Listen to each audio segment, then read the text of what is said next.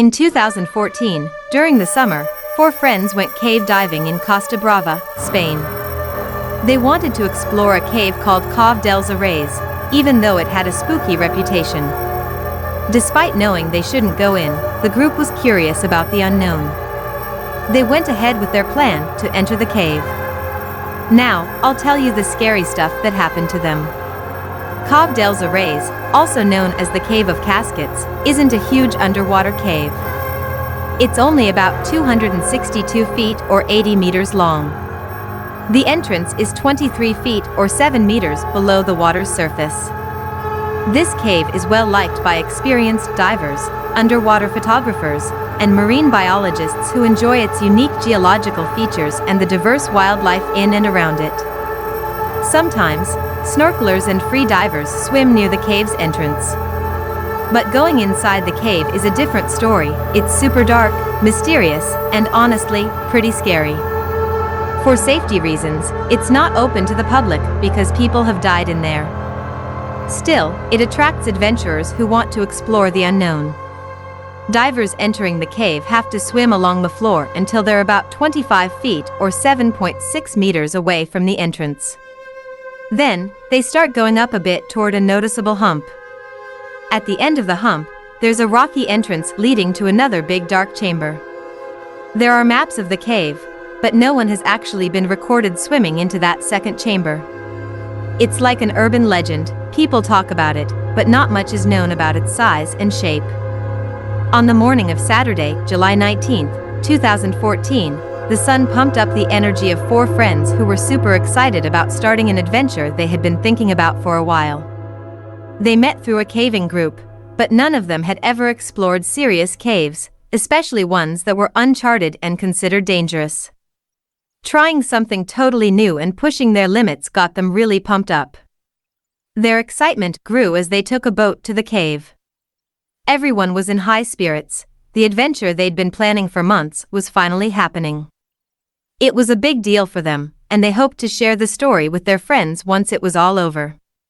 While they had dived along the Bravo area coast before, what drew them to this particular cave among all the unexplored ones worldwide was the opportunity for new discoveries. Scientists were interested in finding out what was inside, and they worked with the divers to figure out the best plan for getting in and out safely. The friends were aware that cave diving was risky, but it was the thrill of danger that made it so fascinating and addictive. It was like the feeling adrenaline junkies get from skydiving or wingsuit flying. They just couldn't get enough of it. When they reached near Cattle's art case, Ricard and Denigio, who were longtime buddies, along with a third friend whose identity wasn't known, got all geared up, exchanged nervous looks, and eased into the crystal-clear blue water. The excitement of exploration was real. Meanwhile, the fourth friend stayed on the boat, ready to act if anything went wrong. His job was to seek help and assist his friends in case of any trouble, even getting other divers or alerting authorities if necessary. Early on, Ricard, Denigio, and the other diver got their bearings and checked out a couple of other grottos or caves in the area. Eventually, they found themselves in front of the submerged entrance to Cattle's Arase. It just kind of appeared in front of them. They couldn't believe they were finally there, about to enter this cave. Even at 23 feet below the surface, the sunlight penetrated the water enough to make them feel safe exploring inside and around the small opening. They hadn't entered the cave yet, but they were heading down toward the entrance. Inside the cave, there were only a few faint rays of light, making it seem like a dark and shapeless abyss. The walls were soft clay, and the floor was covered in fine silt. For cave divers, this was a problem because if the silt got stirred up, it could blind them, making it impossible to see anything. Normally, divers use a guideline outside the cave before entering, which is especially important when there's silt on the cave floor. However, Ricard, Denigio, and the third diver forgot to bring the rope they needed. It was a major oversight, but they didn't really think much of it and kept going. Now faced with a decision, the third man realized he was in over his head. He told Ricard and Denigio he was leaving, uncomfortable with the forgotten rope and the risky conditions inside the cave. He tried to convince them that continuing the dive would be extremely dangerous and that they should not go any further. Despite respecting their friend's decision to leave, Ricard and Denizio were determined to continue. They had confidence in what they were doing and didn't see the missing rope as a big deal. They had been in and out of caves without a rope before, and nothing bad happened. They assured their friend that everything would be fine and that they could handle it on their own. Trusting their instincts, Ricard and Denizio exchanged a look, gave a thumbs up, and continued swimming into the cave. They didn't embark on this adventure just to turn back at the last minute. After deciding to push deeper into the cave, Ricard and Denizio used their flashlights to navigate, comforted by the visible entrance behind them. The first 115 feet or 35 meters went smoothly, with the interior looking beautiful and everything going well. The silt and clay-like walls weren't causing problems, and they could still see sunlight. But as they went further, the darkness intensified, making them uneasy.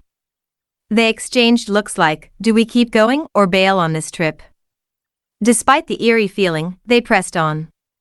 When they reached more than 260 feet or 61 meters into the cave, they both realized it was time to call it quits.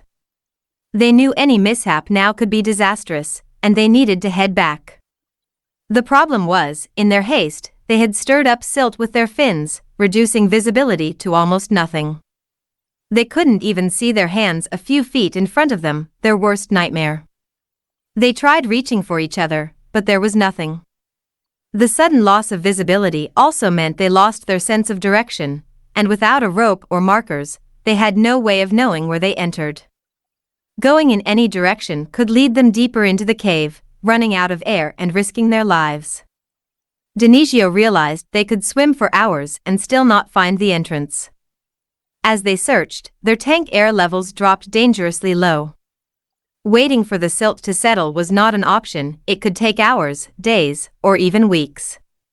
Waiting meant facing certain death as they would run out of air before the water cleared. Waiting was not an option. Just when it seemed like all hope was lost, a thin ray of light cut through the darkness above them. Denizio thought it could only be sunlight in this environment. Fueled by desperation and the will to survive, they swam toward it.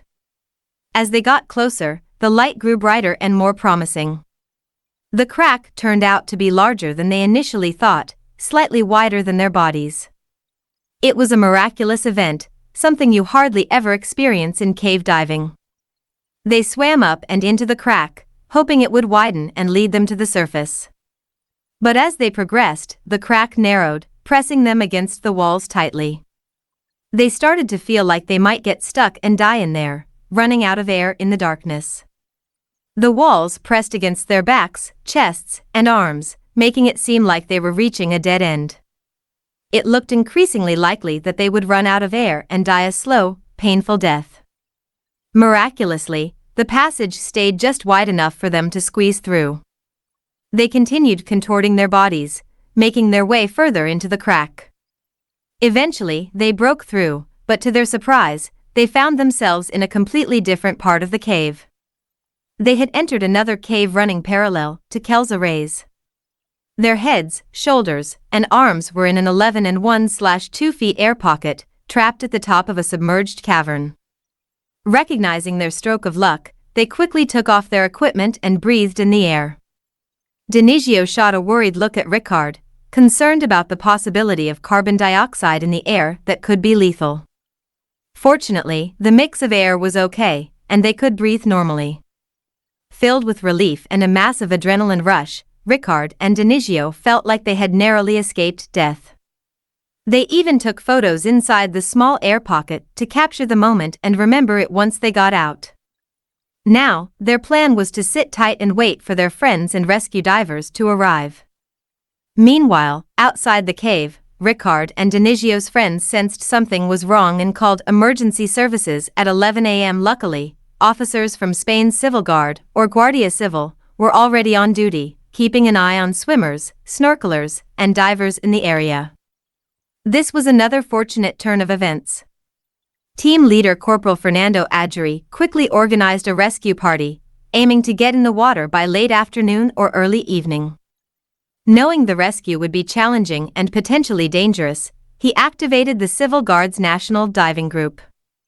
He also sought help from marine biologists, underwater photographers, private dive centers, and lobster fishermen to gather information about Coatal's Arase, as there wasn't much known about it, and he had no specific details. Unfortunately, the information provided to Corporal Adjury and his team didn't add much to what they already knew, which was next to nothing. A biologist gave them a vague map that ended in the salty cavern where Ricard and Denizio were missing. Corporal Adjury was fairly certain they were inside the cave, but the grim reality was that trapped divers don't typically survive for long. While hoping the duo was in an air pocket, the team prepared for the possibility of a body recovery mission. Meanwhile, still trapped in the air pocket, Ricard and Denizio didn't know how long it would last or when the rescue would start. The air was limited, and once it ran out, they'd slowly suffocate.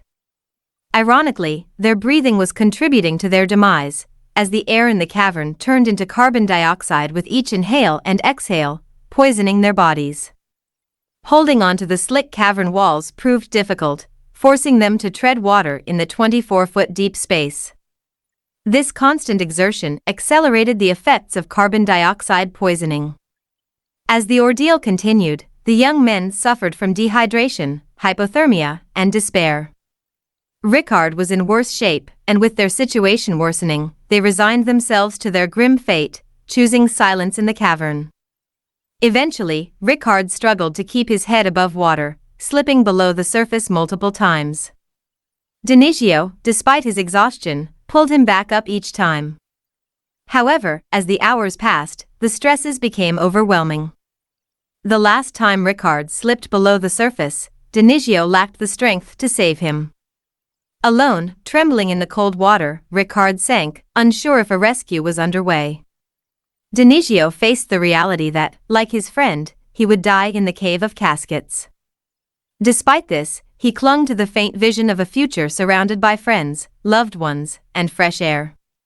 Little did Denizio know, Corporal Airy and a team of professional rescue divers had been searching for them since 5 p.m. Shortly into the search, they encountered a nearly impenetrable wall of silt stirred up by Ricard and Denizio that morning. This confirmed they were on the right track, but even for experts like Corporal Airy and his team, the dive was riddled with dangers. The rescue operation was highly perilous, and the rescuers faced the risk of losing their lives during the search. Although they made progress early on, the silty water obscured their vision, making it impossible to know the direction the men had taken, their current location, or if they were still alive. It was a cruel irony. The evidence of Ricard and Denizio passing through was in the silty water, yet it created a barrier preventing their rescuers from reaching them. As night fell, the rescue divers surfaced. For Denizio, it was a night of terror, exhaustion, and despair. The search resumed early the next morning, and by then, dozens of journalists had arrived on the scene to cover the developing story. Experienced divers and search and rescue personnel from across the country had also joined the effort, but most were aware that the chances of finding Ricard and Denizio were extremely slim. Fortunately, the silt had settled by the time the rescue divers arrived at Kel's Arase entrance the next morning. Before entering, they anchored a dive line outside the cave, learning from the mistake Denizio and Ricard had made. As they swam into relatively clear water, they spotted the same faint glimmer of light that Ricard and Denizio had seen the day before. Imagining the situation from the missing men's perspective, they assumed swimming toward the light would have been their only option. The first rescuer to enter the crack found it too narrow initially and attempted to turn back, fearing he might get stuck. However, he realized he couldn't retreat, so he pushed through, contorting his body and ascending into the chamber Ricard and Denizio had been in.